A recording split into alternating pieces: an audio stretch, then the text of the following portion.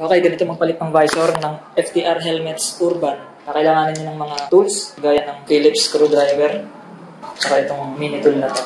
Isa lang kailangan nyo yan, ganito. Yung maliit. Una natin tatanggalin itong star shape. Makikita nyo itong mga butas na to. Iaangat nyo yan. Dahan-dahan lang dahil baka ma-damage ang inyong mga helmet. Pag may narinig kayo nag-click or nag-pop, tanggal na yun. Okay. Ganun.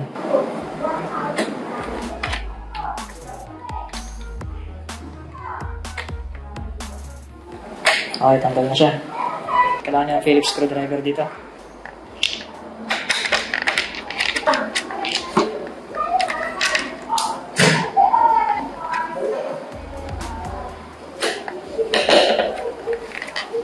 Ganun din sa kabila. Hanggang sa may mag-click.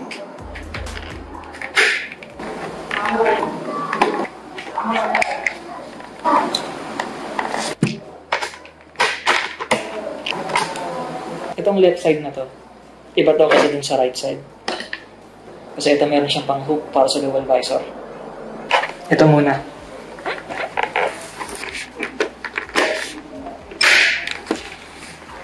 Sunod naman ito. Doon muna tayo sa kabila. Tanggalin niyo muna to. Sunod to.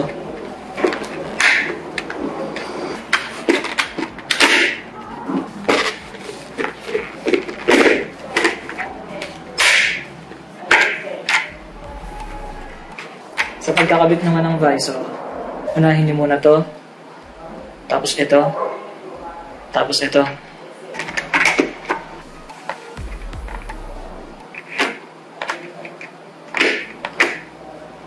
Tapos iikot nyo hanggang makarating to sa pinakataas. At idiin nyo hanggang sa lumubog ito. Hanggang sa lumubog yon doon. Kailangan nyo ng konting puwersa dito. Pero hindi naman siya masisira. Siguraduhin nyo na nasa pinakataas siya.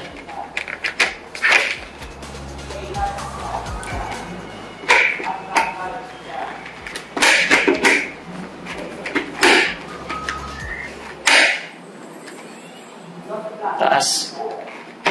Sagad to, sagad. Tapos diin. Balikan natin yung mga screw. Tandaan nyo, itong left side ay para dito. Sasabit siya dito sa ating dual visor.